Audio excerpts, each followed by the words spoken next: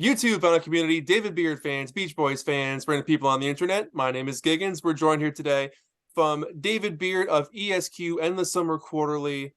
Hey, man, how's it going? Hey, fantastic. Um, So, yeah, go ahead. I'm just excited. I'm excited. I'm ready. This is I'm looking, but we'll get into it, and then we will slowly do reveal here because I'm excited. I can't even place how I feel, but I haven't felt this way in a long time. So, for everyone who clicked on the video, you know what you're about to experience here. We're talking about the new Beach Boys book put out through Genesis, and a long time coming. Something the Beach Boys fans have wanted a concrete document of their oral history forever. This is something really special, and it comes out in April. So as we're filming this now, it's not anywhere close to April. So David's one of the lucky ones who has a copy with him now, and I'm excited to just jump right in. So your initial thoughts, sir, just a overview. What are you feeling when you look through this thing? What grabs you? Well, a lot of things do, and I wanna just preface what I'm going to talk about with you by telling everybody like the first thing, and I don't remember what year I got it, but this is one of the first kind of books that I ever owned as a music fan. It's probably the early '80s or something. It was Yeah. after Lennon was killed. Uh, yeah, but it's just one of those great books. This is one of the first books I got about a group, and just the combination of images with interviews and history. Because this one isn't really heavy with interviews from the band. It's just interwoven Right. with pictures and history. It's a really Right. nice. Kind of reminds me. It's kind of an upgraded version of Dominic Priori's "Look, Listen, Vibrate, and Smile." It's the same Sure. type of thing, but this is one of the first things I got, and to this day I cherish it. So I Yeah. have to lead with that. I've got that too. Such a good, such a, Because so then again, this is like I got this many years later when it came out back, I guess, in the late '90s, yeah, and and have I adore it. I go back to it every once in a while, like since these box sets have been coming out of the Beatles, kind of like to go back and kind of have something to kind of completely look across the platform. But these new Beatle releases, I'm just getting sidetracked a little bit. They have such great liner notes in them. yeah, You don't necessarily need to go back to yeah. this. But this It's is just a great. If you're a Beatles fan, you have to have this. completely, absolutely. So that's the premise of what we're getting into. If you're a Uh, Beatles fan, you have to have this. Okay, so Here we go. if you're a Beach Boys fan, you have to have Oh my this. God, look at that. You have to have this. Now there were, and people can kind of look this up and Google it, or go to the Genesis publication site. There are two other cover versions, and I have yet to receive the deluxe. I've ordered the deluxe, Oh, and cool. so that's these same six images, but they go kind of offset of one another across in a single file. Okay. And then the Art Luke's version of the release came with a framed image of photos from these sessions, from the Good Vibration sessions, for those who might not know. Yep. And it's like a framed lithograph that came with I guess the art. So that was called the Art Looks because it came with the framed photograph. Now, if Yeah. people aren't sure what I mean, just go to the Genesis Publications website, and you can just type in the Beach Boys, and it shows you all the other two versions that are exclusively through the Genesis website that are both sold out. By the time I even became aware of the deluxe version, the Art Looks version had already sold out. Unreal. And those were So expensive too. Those weren't cheap. no, no, no, no, no, no. They're not. which Good is Lord. which is what makes waiting for it kind of frustrating I because I know. got this and I'm like, well, where's my deluxe version with the autographs and everything? So that'll be interesting. But so the first thing I want to get into, because I've seen a lot of comments about this, um, about who's not on the cover, Sure, that's been and brought up. and what I've found in this book, The Beach Boys by the Beach Boys, is, and I write this in my review that's going to be online. David Marks's time in the group takes place over 50 pages, Wow. and David has a few comments where they spoke to him and he is incorporated. Bruce Johnston, uniquely, not only is he on the cover, but he is interspersed from the very beginning. So even when he's not in the group, he is giving you his experience of growing up, his musical influences, his perception of who the Beach Boys were, Sure. meeting them for the first time. This is, a year or two before he ever becomes a member. Right. His impression of the sound created by David Marks, as much as the other members are talking about David, Bruce is giving you, and I found that I like that because everyone praises David's contribution. Awesome. Everyone praises Awesome. it. So it's while I personally and many longtime fans or people who appreciate everything about the group would maybe want more from David Marks, and I could definitely say that would be me as well. Yeah. The way that he is honored and respected in this book is really, I came away with a really good feeling about how he's represented and respected and spoken of. It's so important. He's such an important part of the story. So it's So great he's got that representation in yeah, there. so I think for me, having gone through the whole book, this cover really represents because it goes to 1980, and we'll talk about that too. Are you serious? Yeah. So this cover is from the Good Vibration Sessions, 1966. So between when they started December 61, their first record, Surfin', all the way to 1980, their biggest hit single was Good Vibrations. Sure. I make that association with this cover Sure. because it goes to 1980. Now, one of the things that it goes to July 4th, the Washington, D.C., 1980 concert, and that's Okay. where it ends. And I think I guess they could have made this as big as the anthology book or bigger because this is how big it is. It's Holy moly.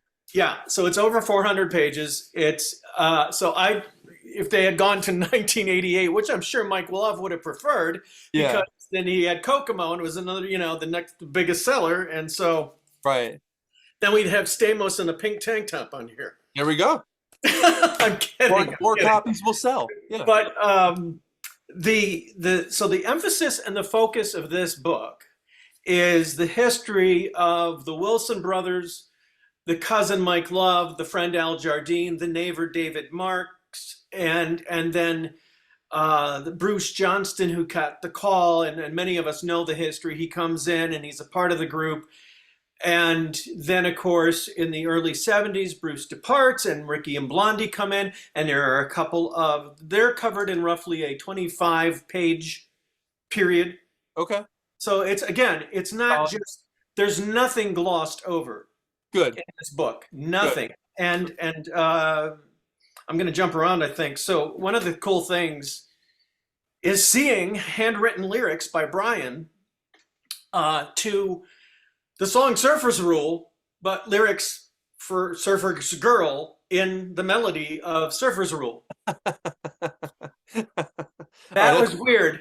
It's fun. Weird. And you like look at the lyrics and you go, okay, Surfer Girl, dun dun dun dun dun dun dun, Surfer Girl. I mean, it's just, and you're like, it's Brian's. There's a lot of early stuff, Brian's own handwriting. Yeah. Lots of it's because everyone is spoken of, and I want to just I don't want to get into the weeds in terms of where they pulled all these different interviews from, because that's back in the book, and once you have the book you can take the time to look at that. But because they took so much time doing it, Dennis, Carl, Brian, Mike, and Bruce and Al are represented through the whole thing. It's not just like one guy talking more than the other. It's Dennis and Carl are in the beginning. They have introductory pages along with the other members. When you get to the end of the book, Dennis and Carl have closing pages along with the other members. It really truly is a Beach Boys book.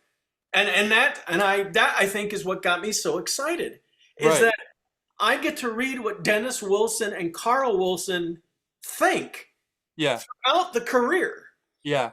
And that's a really big deal to me, because I've been covering the Beach Boys for over 30 years, and I've gotten to interview Mike and Brian and Al and Bruce, and David Marks at times, but Yeah. never. And I knew Carl briefly, and I Right. got to interview him about the briefly about the Stars and Stripes project, Right. but never. It's been one of my great, not regrets, but I think one of the kind of voids in my life that I never got to know Carl or interview him and get his perspective on things. So Sure. to have Carl and Dennis in this, so it's like as much as the other guys who are still alive, because they're in here just as much, you definitely feel a living presence. Like they're there with them. Yeah. Yes, Yeah. yes. This Sure. is so it's like it's really a group. And I think that's what's got me so kind of energized about the book is Yeah. I'm getting to know Dennis and Carl Wilson Right. in Right. this story, and they're all talking about one another, and they're all being really respectful, and they're all being thorough and telling what they're like. Bruce and Mike. Let's just use Mike as the example for a minute. Mike will tell you. I mean, and he's done this countless times over the years. You ask him about fun, or and I'm talking in the context of 1961 to 1980 because I would Right. say Kokomo. But you ask him about any one of the big songs or California Girls, he would say, "Oh, I went out in the hallway. I had the yellow tablet. I was writing down the Right. lyrics." Right. And he tells these stories again. But what makes them so meaty is all the other guys are talking about these things with him. Cool. And it's not just one guy telling the story of certain something. There are moments where maybe there's a little bit more of one of the guys more so than the other. Like Sure. in 1977, this is in here. You're gonna flip. Brian talks about adult child and writing "Still I Dream of It." So yeah, Cool. yeah, Damn. and yes. So again, it's like I get to these things like I didn't again when I opened up this book I didn't know what I was going to be getting. It's and then as you start out and you see it's kind of just starts out about what Hawthorne was and where these guys come from and just kind of the California aesthetic, and then it grows into who they were as people, young men, Yeah. and so by the time they even start talking about their music, and again, most Beach Boy fans will know the Wilson family history with the Loves and the family Christmas get-togethers. That's Right. in there. But Okay. when Good. but when you're getting the Bruce Johnston perspective and the Al Jardine perspective of the childhood and growing up, and Bruce was a very young record guy. He was. His. So you're getting this. So when you get to the point where Bruce is joining the group, and it's just a whole layered.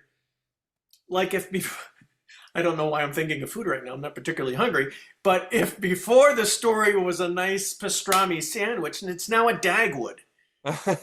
Okay, that's what I'm saying. It's just It went from different. a brownie to a birthday cake. Yeah. Yes, yes. It's now I want to I'll also touch on it stopping in 1980. It's Dennis drowned not long after that. Yeah. And I think that you don't really have any I'm guessing, this is my guess, is there really wasn't any Dennis Wilson interview material beyond the point where they stop here. Could be. Yeah. And so if that is in fact true, they deserve credit for knowing when to stop. So Okay. that it is these six members' story. So again, at no point is it how do I say this? Because I know somebody's so and so's not on the cover or whatever, but they're all represented. They're all represented. David Marks is discussed, Blondie Chaplin and Ricky Fataar are discussed with a little contributions for them. Glenn Campbell is discussed. So it's all in there. It's probably the most satisfying Beach Boy thing I've ever had the opportunity to pick up and hold and look at and enjoy. So, I mean, you've been just like a lot of us have. We've been studying this band for so long. You've been in contact with them personally for a long time. What have you gained out of this book that you didn't know? Well, I didn't know Surfer Girl was also Surfer's Rule. That's pretty cool. Yeah, that's pretty cool. You know, Yeah.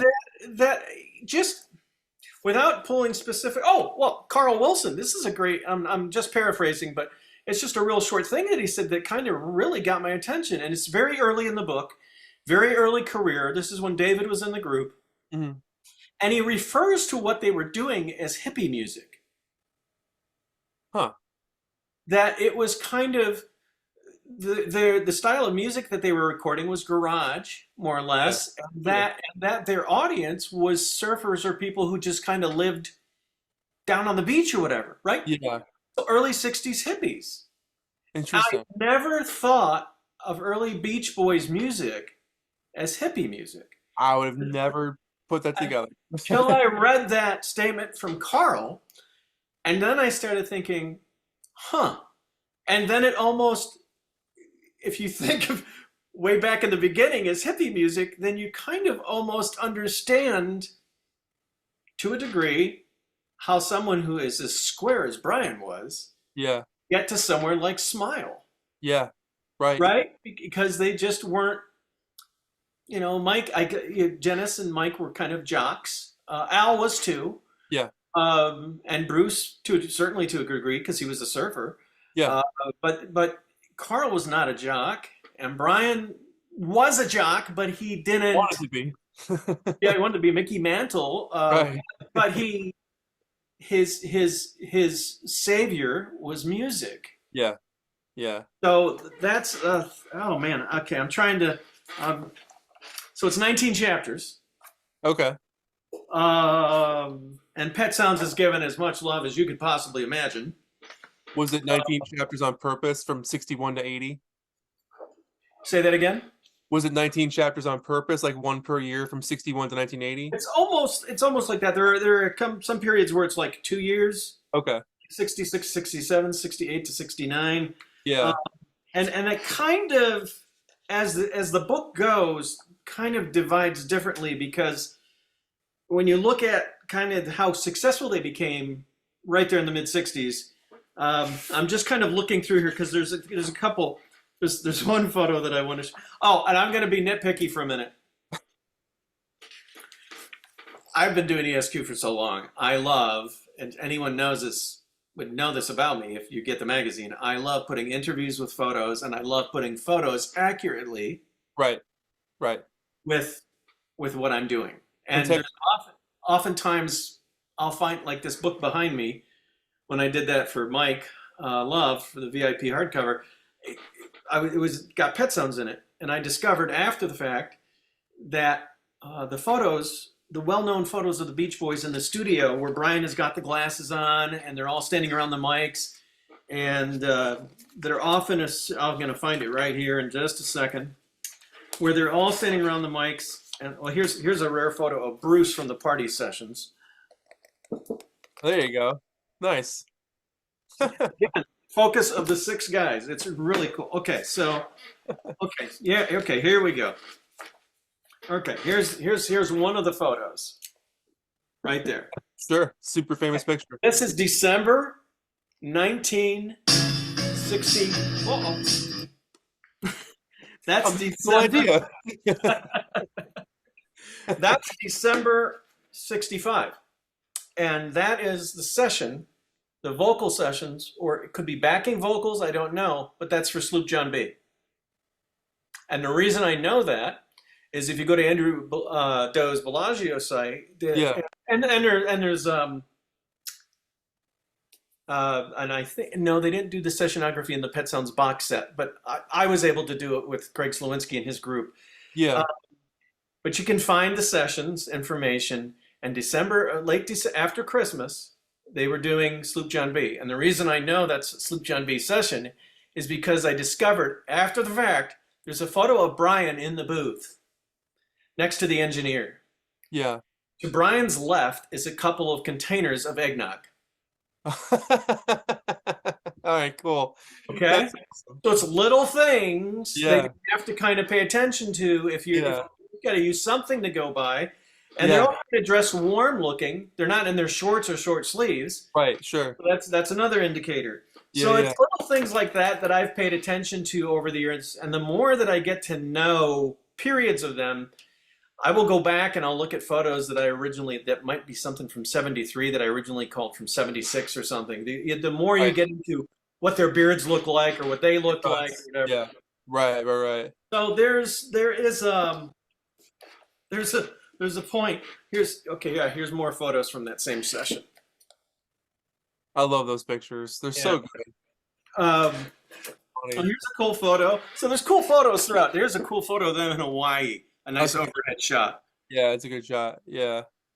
Um, but so just the again having the whole group, having the guys talk about Smile Yeah. and having this group discussion about what occurred, and like Al Jardine saying we never stopped Smile. Wait, no, he said we stopped Smile. We didn't shelve Smile. True. He Yeah. said we stopped it. We just stopped what we were doing and then made Smiley smile. Yeah. It is. It What was else? never shelved. It was never. That's why when anybody asks Mike Love or any of the other guys today, everyone has this idea that Mike came storming in and said, "You can't write this stuff." And no, no, no, no, Oh, no. guys. And Brian went, "Oh," and so Yeah. we can't do it then. That's Right. not. That's not.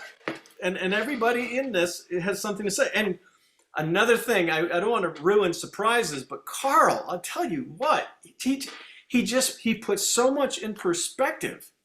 He and early on in the book, he is crediting Mike with things we've never even heard discussed with Mike's name Interesting. from an arrangement standpoint and a songwriting standpoint. And so to have Carl Wilson give that a voice is of Wow. great significance to me. That's special. Yeah. Yeah, yeah. So it's like that all through the book, where there's this, to be able, again, if you happen to be a collector of all the different magazines and books that all these interviews came from, Yeah. well, maybe you've read some of them or you've got them already, but to have, Yeah. again, to have them in one place, to have everybody kind of sounding off of one another Yeah. is just incredible. How does it handle not very productive eras of their career? Like 1974, they recorded a little bit, but not a lot. No album came out that year. Like, how do they cover that year, for instance? 'Cause there's a lot of what you would, I don't know if I'll call it dead space, but like they recorded stuff. Those recordings either went up in the fire.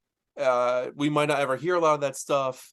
They were on tour, of course. Ricky was still in the band, but that for me would be a year I would like really be sinking my teeth into.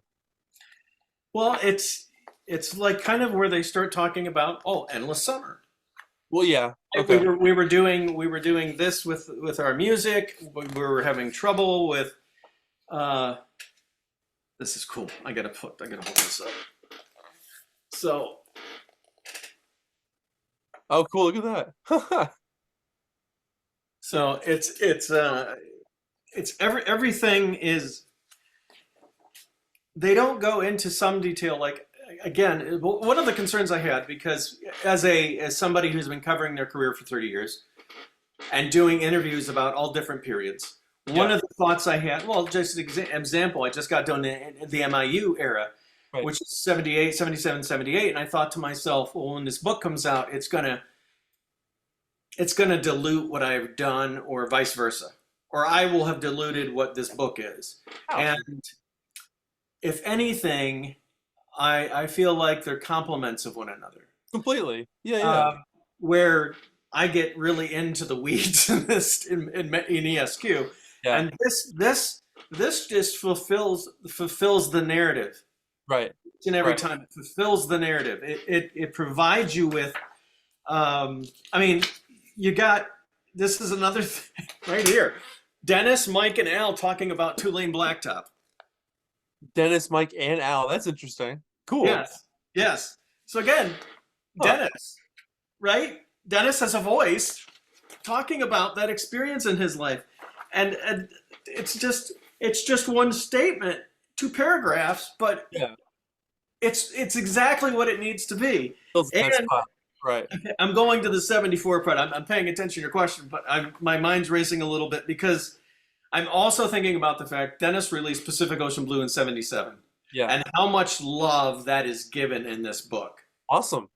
So again, we're because and I think we would have gotten the same type of group conversation, because the whole book is a group conversation Yeah. about whatever it is, whatever the album, the topic, the single, the action by the individual member, being in a movie or being a conscientious objector. It's all Right. there. And then oh, and here's these great photos for those who know them or don't know them. They took this Uh, photo of Brian and then put it in the back of the promotional photo for Surfs Up. oh, Uh, yeah. but it's just they talk about everything. I'm going into the era, the 72 through 74, and it's just so interesting. Even here, Mike's talking about Brian being the sole creator of the group, and again, it's love. It's not like some rose-colored glasses love fest. It's not Yeah. that. Right. They are very. There's a lot of practical statements in here, Yeah. but it's told. The emphasis is on family and love and the commonality that bound them, which was music. Yeah. So there's a lot of discussion about differences. There's a lot of what one another was doing as opposed to the other member when things weren't so good. I was gonna ask about Here's a that. great photo. So this is Brian. This is in Holland. This is Brian holding Justin Wilson. Wow. That's interesting. Look how long his hair was. Holy moly. I know. So Yeah. it's Huh. so they get into the making of Holland. There's a lot of similar photos. So anyone who's been a long time Beach Boy fan and has different books, they're going to see a lot, I think, what I would call similar photos they've seen before. Sure. But there's a lot of really cool. Again, this has got a very Beatles anthology vibe to it. So there's a lot of photos interspersed with text, and like here's the original. This is cool. I like just seeing this. So this is the photo that they used for the Howland cover, Oh, sweet.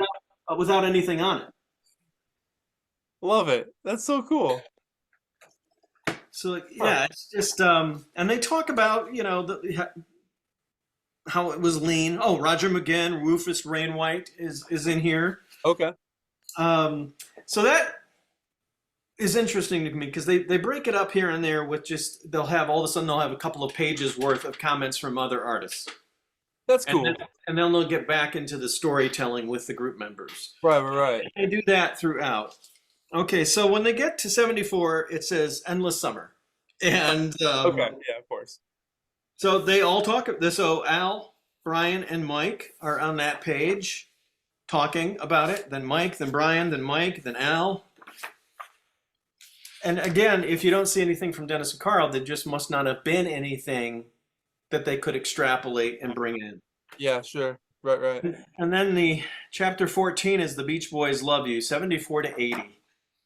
And so 74 to 80. Wow. Yeah. Gee. So that's kind of them taking a period and saying this is who they became, this is who they were and became over this period of time. And it talks and discusses their incredible second generation success when they started to do the Chicago Beach Boys tour in '75 and how they became a monstrous touring entity again. And I don't want to ruin anything in here, but now I wish they had Jimmy Gershow in here, like they had included something with him. Sure. They don't. So Caribou Ranch is covered. There's some great photos from there. Here's a nice photo from Caribou Ranch, of Caribou Ranch. And they talk about the Chicago teaming and everything, and they talk about Jim Gershow.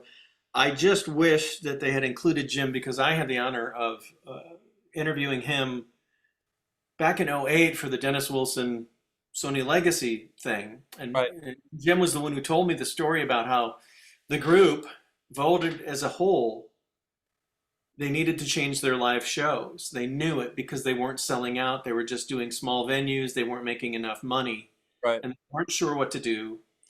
So they all voted in favor of someone going to get Jim Gershow and asking his opinion. Dennis said, I'll go. And he went. And this is a story Jim Gershow told me. So Dennis went to Jim Gershow and said, Jim, we're kind of trying to figure out how to fix our situation when it comes to live performance. He said, I'll come see a few shows. And at the time, they were just doing medleys of their hits, the car hits and the surf hits. And then after a few shows, he said to him, you got to get all your songs back into the sets. Yeah. So that's not Mike Love controlling their destiny and becoming a traveling oldies jukebox show. That is a group mindset, going to Jim Gershow, asking for his help, then Jim Gershow saying, well, if you want to be successful on the road, this is what you have to do. You have to play what people know and think of you as. That will be your success. Yeah. And then within a year of that, they were back on top. It's so funny that's how it went, because even just a few years earlier, they were told, maybe don't do those songs. Maybe just wear your street clothes. Maybe just play the new stuff. And all of a sudden they're like, well, okay. Yeah. Well, Jack Riley, right? Yeah, Jack, yeah. And it had Jack Riley's contribution is also discussed in here, and it had its value, and it did kind of attach them to an underground scene and a deeper kind of more FM based listening audience. Yeah, right. But the hippie again. Yeah. So I mean, it just kind of goes back to that. Yeah. It's just very interesting to me. So I'm just kind of glancing through here to see if anything pops out, because it's so much, Giggens, to process, to kind of take in. But so what happened was I had it for a few days, but I had my job and I was trying to figure out, should I take this in with me and look at it during lunch? Yeah. And I tried that a couple of times, but I was always busy. Yeah. And Lee Dempsey, who does ESQ with me, he came over and I said, you got to come over because we were going to have to meet up anyways. I said, you got to stay for a little bit because I have this book and I want you to see this book. Because he too ordered the deluxe version and it hasn't come yet, so he hasn't seen it. So I said, you got to come over and look at it. So when he opened up the book and he stopped on Surfer Girl as Surfer's Rule as Surfer Girl, and he was looking at it and he looked up at me and I saw an expression on his face that I have not seen in well over 30 years. Just that young discovery, like something. Oh my God! Yeah, it's this cool. Yeah, and so that's kind of when I saw him light up like that, I thought, okay, and it got me excited. It excited me, and then the next thing I know, I'm going to work now, listening to Sounds of Summer because I feel now attached to this book, and I'm just okay. So they all talk about love. They're talking about, Mike's talking about Roller Skating Child. Brian's talking about how he working on the Love You album and how he used to kind of. I will read this. Brian says the album has. He's talking about Love You. The album has lots of sounds. One thing on that album was the synthesizer bass lines. I did all the bass lines for the record with an ARP and a Moog synthesizer. A song like I'll Bet He's Nice, which is about a guy telling a girl that he doesn't want to hear about her new guy and how great he is, could have easily been on the Beach Boys today, but it would have sounded completely different. The way it is on Love You, it's an amazing machine bass sound that just pulls the whole song into it. It's like an undertow. Those were some of the best bass lines I ever wrote. It's so rad. It is. It's and there's more. I'm telling you, there's a lot of Brian. So on this spread of this Love You starts with Al, big chunk goes into Brian. You turn the page, it's a whole lot more Brian. Then there's some Mike, then Brian, then Mike, then Al. Okay, and this is Brian's handwriting, so this is great too. You're gonna like this. So life is for the living. Oh, that's so cool. So Brian's handwriting, life is for the living. So again, this is just it's just and so again, it's an honest book, but it's done lovingly. So here they're talking about this period. Carl says that was a rough time for all of us. Relationships were very strained and icy. Hmm. Everyone was frightened, and it came out as anger. Yeah. Everything was falling apart in front of us, and we didn't know how to get a hold of it. What we had to do was just let everything fall apart and then realize, now wait a minute. Do I want to fight with my family and friends? We got a chance to see if we really wanted to be a group or not. We got to choose again. It became clear that we should put it back together. Yeah. Again, this is, and then Dennis talks just as much, and then here's the love over here. I'm telling you, this Yeah. it's he just as much as David Marks is honored, as much as Blondie and Ricky are honored, Yeah. Dennis is just, I love that. I've never felt this with a Beach Boys book in my life where I feel like all the members are living in it. This is the first time. You get the tone from them, not so much the author's point of view of what story they want to tell. Yes, But like yes. with with this book, is there more of a focus on the music and the creation of it, or do they delve into their personal lives at the same time, or is it It's mostly a focus on the it's record? it's all of it. It's all of it. Yeah. Kind of the conversation, the thread of the conversation is talking about the music and the work that they were doing at the time in any given year. At the same time, if there were other things going on, whether it's stopping a recording of an album Yeah. or being a conscientious objector, Right. and the result of that decision, Yeah. there's a couple of photos of them performing in like a That's cool. nursing home or something They did that for I've never years. seen before. They still there's pictures I've only seen online that I think were taken in 1970 of them in a nursing home, I think in the UK. That are so grainy because there was a film made of it, which I would love to find. But There's a couple photos in here that I don't that's think I've seen before. yeah, So, that's so cool. Oh my and god. they're not great photos, but it's there. It's Yeah. showing you the result of the decision and the Right. circumstances that followed.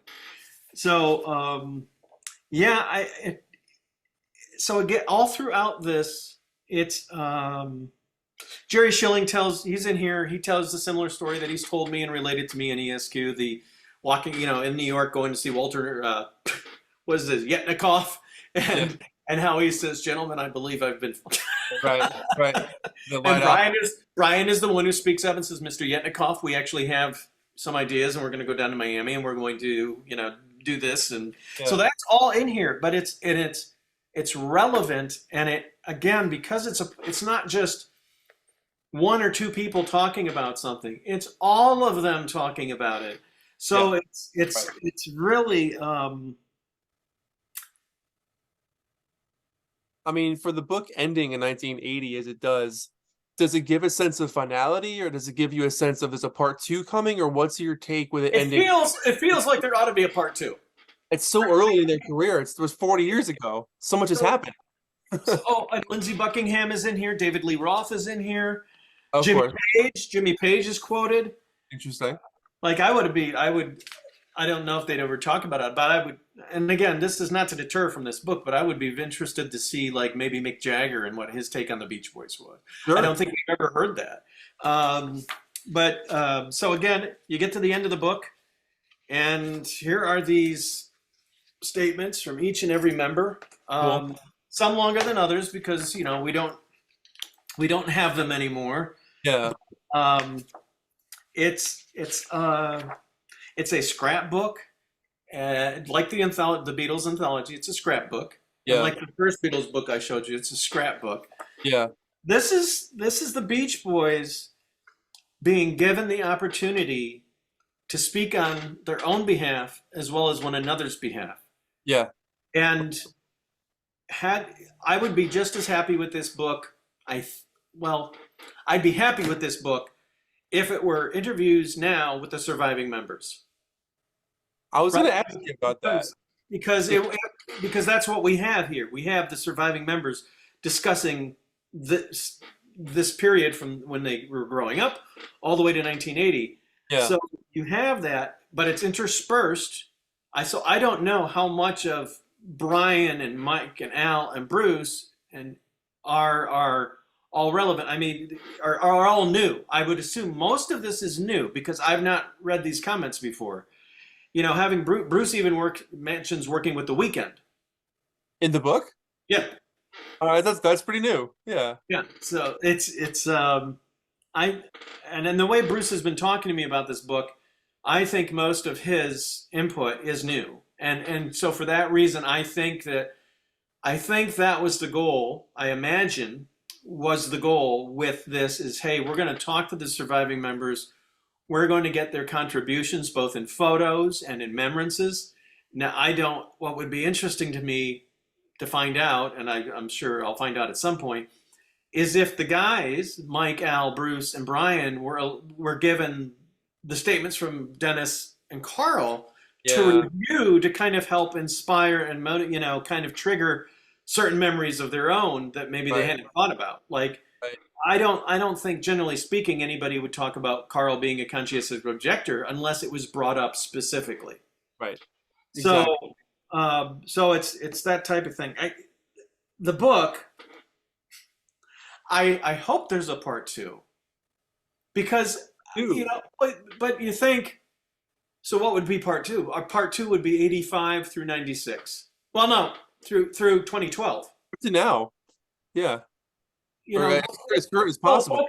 but focused on if you're focusing on the music discussion, it would just go to that's why God made the radio, Okay. Yeah, I got you. or maybe the re-recording of Add Some Music to Your Day. I don't know, but Right. there's only so much to tell after So much certain. after. Yeah. Sure. No. Okay. So I Yeah. don't know if Genesis would be the right book company for this because what they did, they do these, these big but these big ass things. So it's hard for I think maybe fans like you and me where we think, well, why didn't they go to 88? Right. Right. Right? Why didn't they go to Kokomo? And I'm sure there's one guy in particular, let me find him here on the cover, who would have really been happy with that decision. He wrote that song.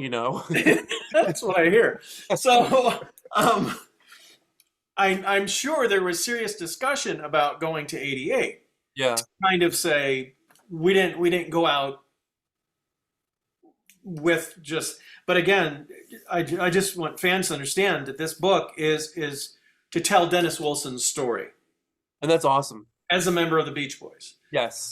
And so that's what this book is. This book is the story of the Beach Boys, and it is treated as six Beach Boys, and the sixth Beach Boy being Bruce Johnston. Hmm. And again, none of that is a disparaging thing towards David Marks, Blondie Chaplin, Ricky Fattar, or even Glenn Campbell. Yeah. All of these guys are discussed and honored and given their due, not just in talking about them and mentioning them, but specifically saying, Bruce talking about David Marks and his contribution is saying if it wasn't for David, they wouldn't have had that sound. It's, So I'm paraphrasing, but that's the overall tone of the whole book. It's yeah.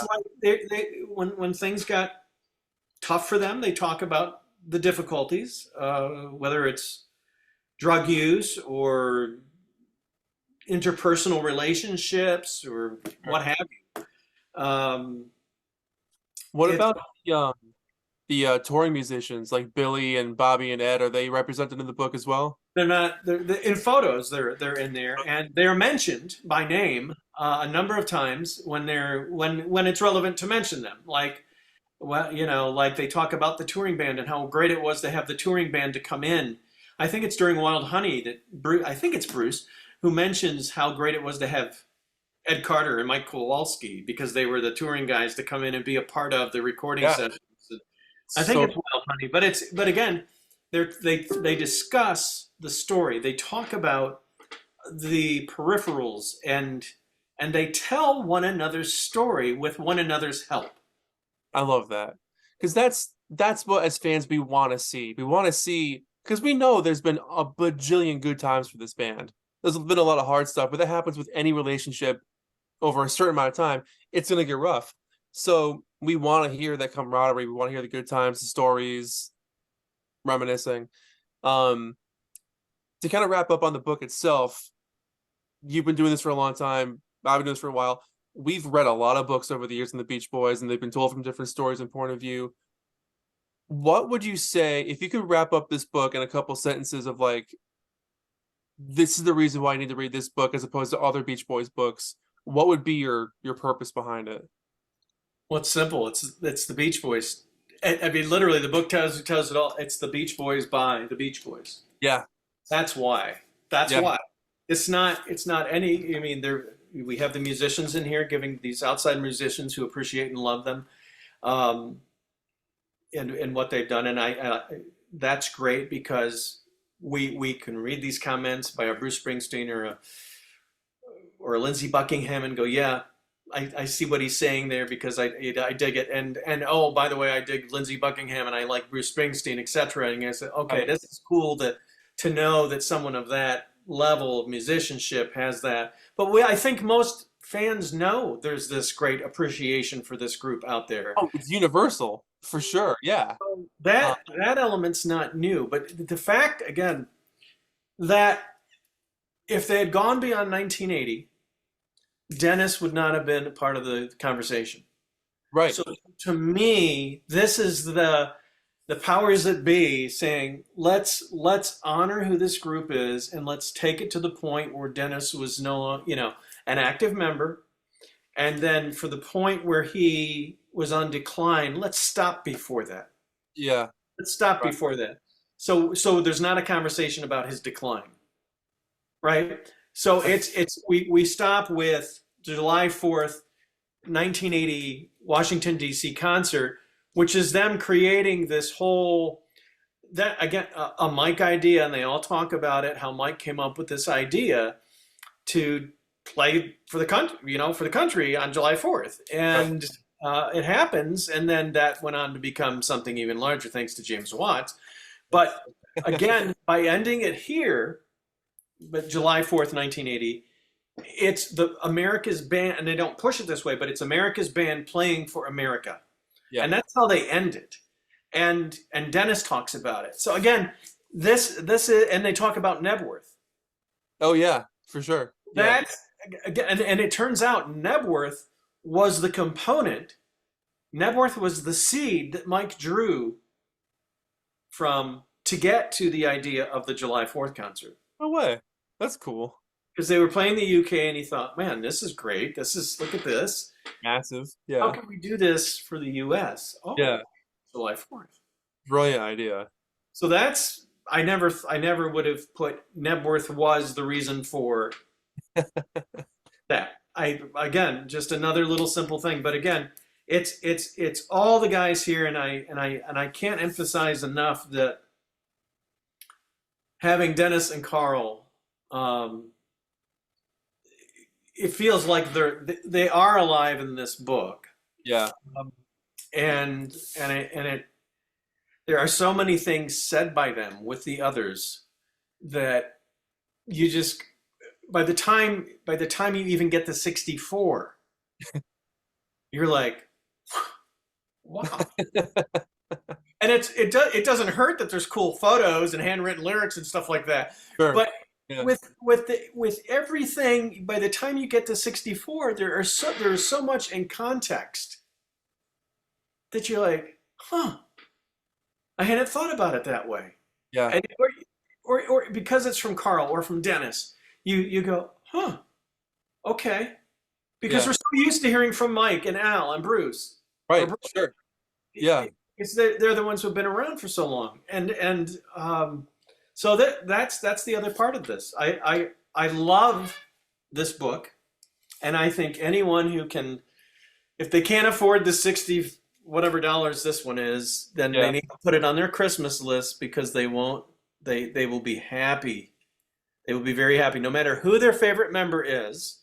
Even Yeah. if their favorite member is David Marks, they will be very pleased with the way David is honored and respected.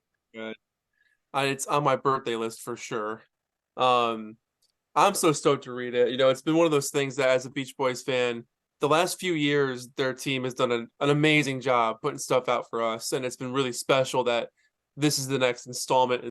So I don't know what lies ahead for the Beach Boys in terms of being an iconic artist legacy group Yeah. and what iconic will decide to do as they move forward. But I know there's a documentary coming, Yes, there is. Yeah. and this book is it's literally, I believe, what Carl Wilson would have called "Smile," a home Yeah, a home run. run. David, thank you so much for doing this. So much fun to talk to you. Oh, and so just extra plug, I discovered that my podcast is on Amazon Books. Amazon Books. Okay, cool. Yep. So, We'll put a link down below. okay, that'd be great. Watching. All right. Thank you. We haven't talked in so long. It's just Been a minute. when yeah, it's been a minute, and when we have all this interesting stuff to talk about, you're gonna absolutely devour this thing. I can't wait.